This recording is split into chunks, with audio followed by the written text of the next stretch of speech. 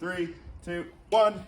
Oh my goodness, it actually worked. Check this out. We've actually got a brand new bike here. Welcome aboard.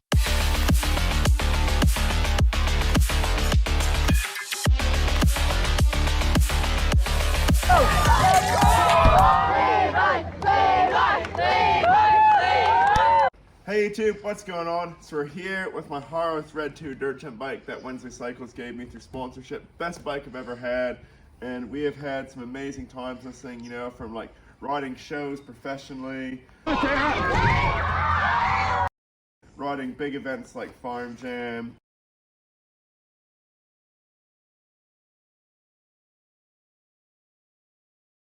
learning big dream tricks I've always wanted to do, and just sessioning with the boys. This has been an amazing bike and honestly the best bike I've ever had. I'm so grateful for it. But all good things do come to an end. I'm thinking it's time to upgrade this thing. So I'm going to show you guys at home how easy it is to upgrade your bike. All you got to do is grab it, get your hand just right, and hit it with a 3, 2, 1. Oh my goodness, it actually worked. Check this out. We've actually got a brand new bike here. So flippin' good, so flippin' stoked. And the only downside to this trick is it actually makes it dark and changes the light. And because this trick makes it dark, what we're gonna do, we're gonna head inside to the garage and I'm gonna show you guys this new bike. So we've actually transitioned into the sleep out rather than into the garage because with the rain on the tin roof, it is super noisy in there. And in here we have the bonus, this really nice blank wall, which makes the bike look really good against it. The light works great. If you haven't guessed already, today is new bike day and I'm super lucky and super fortunate to have picked up this brand new 2022 Haro Thread 2 from Rob and the team at Wednesday Cycles, so I'm super grateful for that and just super excited. You know, I'm like a kid in a candy store right now. I'm so excited to do this video with you guys. And the plan for today's video is going to show you all the new things in this bike that are different from the old one, a few of the custom bits and pieces I do, and like some of the specifications around my bike at. And so to start the video off, we're going to go into a quick cinematic of showing this thing off and showing how flippin' awesome it looks. So let's get into that now.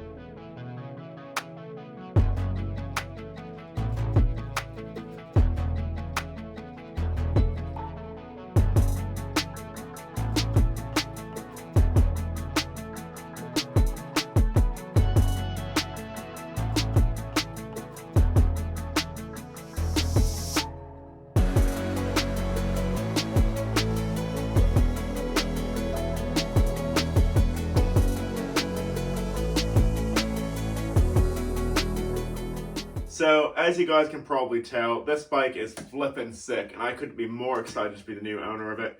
And so, to start off with the things that have changed with this bike from my old one, obviously the first thing to change is I've upgraded from the 2020 Haro Thread 2 frame to the 2022 Haro Thread 2 frame, and gone from the gray to the black. And honestly, nothing's different in the geometry. The only thing different about it is the color, but I'm real stoked on it, and just, it was an awesome frame before, so stoked to be still riding a Haro frame.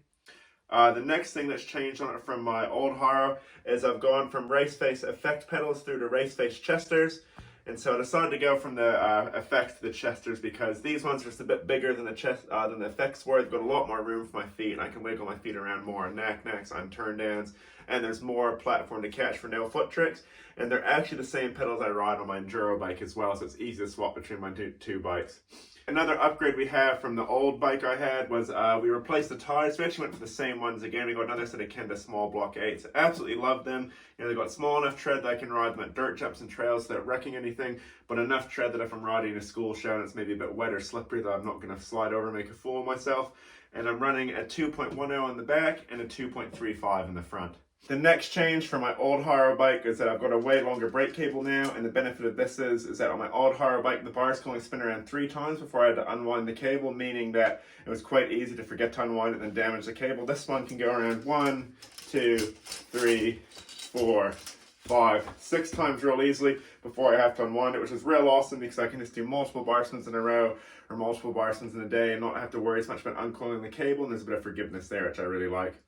Also on the handlebars, another upgrade is we replaced the race face lock-on grips we had. We just got exactly the same pair, this time in black. Just refresh them so there's more grip on them, they feel better.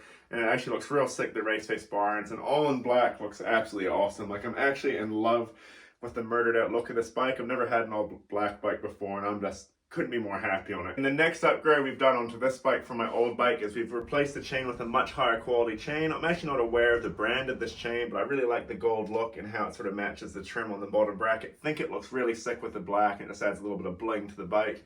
The reason why we upgraded the chain with my old chain, I found when I was pedaling really hard, like into my ramp for shows, like at schools and stuff where I didn't have a roll in, often the chain would sort of skip on the sprocket. I couldn't quite get the power I wanted. With this new one, it should never do that, and I should get more bang for my buck while pedaling, better pedal in harder and faster into my ramp, meaning better shows. Also in the rear hub in the drivetrain, we replaced, I think it's called the freewheel there. There's heaps of play in this before. It'd wobble back and forth, a bit of play in the hub, even if it was super tight. Replacing that means is that won't move anymore. The back wheel's stronger, and again, I should be able to get more load and more pressure and power through my back wheel, meaning I can pedal faster, which I'm stoked about. Alongside all the new parts and upgrades, the bike has also had a complete service, been taken right apart, stripped down, cleaned, and re-greased, which is really awesome. It means the thing's running super smooth, like exactly how it should. Wheel runs for ages. Brake works perfectly because it's been bled. There's new brake pads on it as well, and with it being greased and everything put back together nicely, it is super quiet. There's no creaks and groans when you pick it up. Nothing's clicking or making any noise it shouldn't, which is super awesome when you ride because it's just off-putting. Your bike makes bad noises. So I am so stoked and so grateful for how awesome this thing is rolling.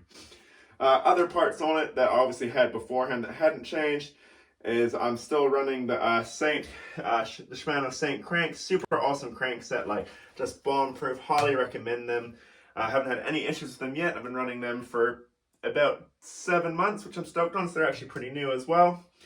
I'm running the 32-hole Spank spoon rims on the front and the back. These things are awesome. You know, they've had a bit of abuse landing sideways in bits and pieces, and they're still going really strong. And they're still laced to the Haro hubs on the front and back, which I'm really happy with. For the fork, I'm still running the Manitou Zircus Circus fork. It's 100 mil of travel. I run it really stiff and pretty much locked out because it's just faster on the pump track and jumps. And it's running about 90 psi at the moment, which I really like.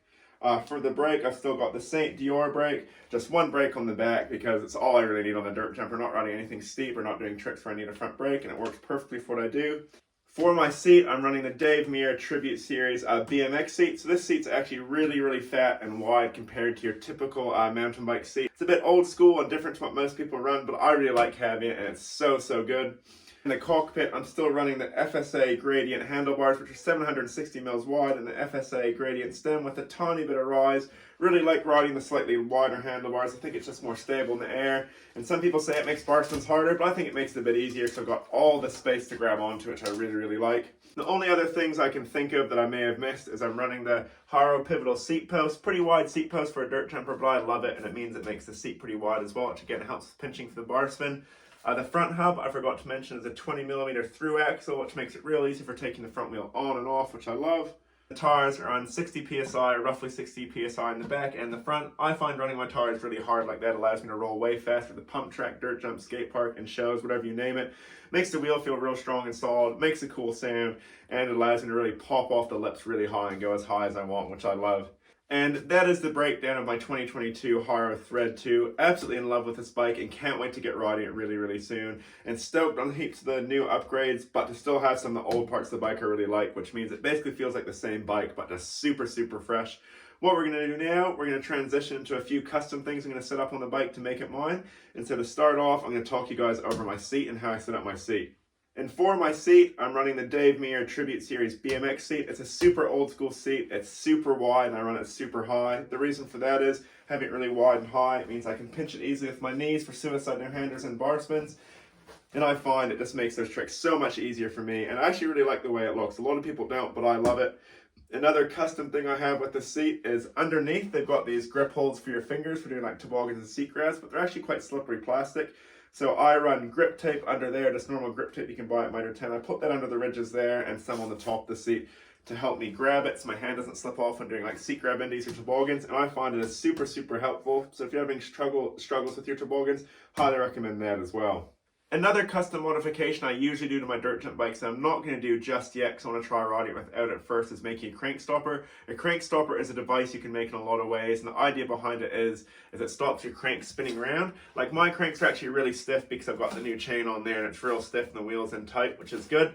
But the reason why a lot of people run crank stoppers is when doing tricks like tail ups, no-foot cans, and supermans, the crank still can move a bit, which makes it harder to plant your feet on. With a crank stopper, it pretty much guarantees that wherever your cranks leave, so whenever you take your feet off the cranks, if I take them off and they're here, no matter where the bike goes, they're going to stay like that.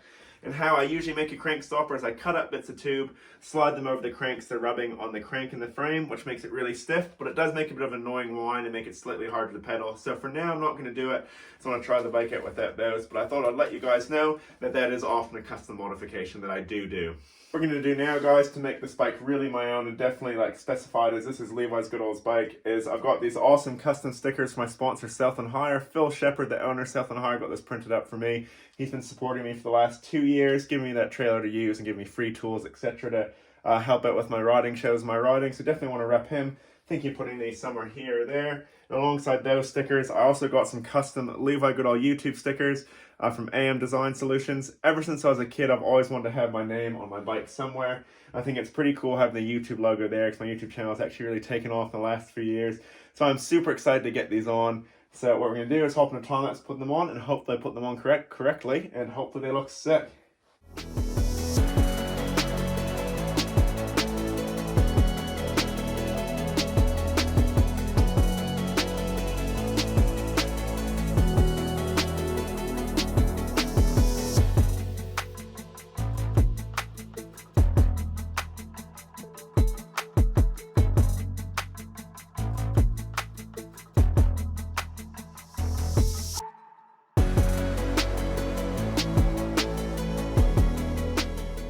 Far out. It was so hard to get this thing on here well. Like the Stealth and Hire one, this went on super straightforward, just a straightforward normal sticker.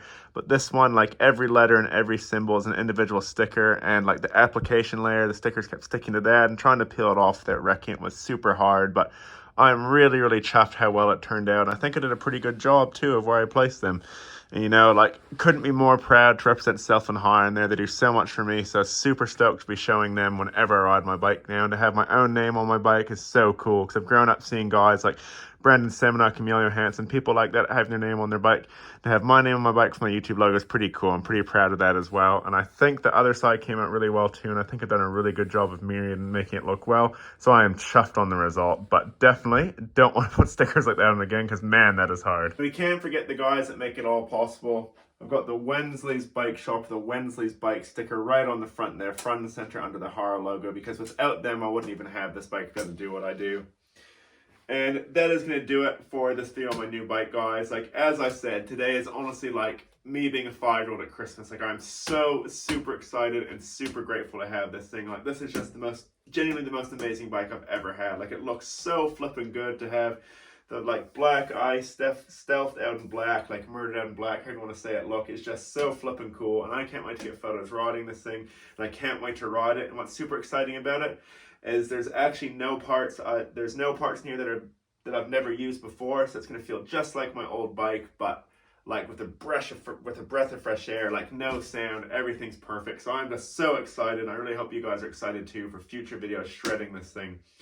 Now, if you do want to get a bike similar to this, it is possible to buy all these parts. It is hard to buy parts right now, but if you go into Wensley Cycles and tell them you're looking to get a bike like this, while it may be a bit of a wait, I'm sure they can help you out. Please tell them that Levi sent you. And on that note, I want to give a massive thank you to Rob and the team at Wensley Cycles for getting me this bike. And a massive thank you to Jamie for putting the hours, putting this thing together, picking out the parts for me. Really appreciate that, Jamie. You're an absolute legend. I honestly wouldn't trust my bike with anyone else like in Southland besides Wensley Cycles. They do such an amazing job. Can't recommend them enough. So if you're trying to get your own bike, want to get your bike fixed, or even you're buying a helmet or something like that, please go to Wensley's. Tell them I sent you and they'll really appreciate it. Also, big thank you to Stealth and Haro for the stickers and the continued support as well. Like, couldn't be doing my shows without the trailer and like have my jumps running without the help of their tools. So really appreciate them as well. So if you need a digger, any handyman needs, even like a pull behind lawnmower, please hit them up as well. In any case, guys, this has been the end of today's video. Really hope you've enjoyed me showing you this new bike, and look forward to new videos on it soon. So be sure to leave a like, share the video around with anyone who might enjoy this bike or my videos. Comment below what your favorite part of this bike is or where I should ride it first, and subscribe if you're new. Cheers for watching, team. You guys are legends.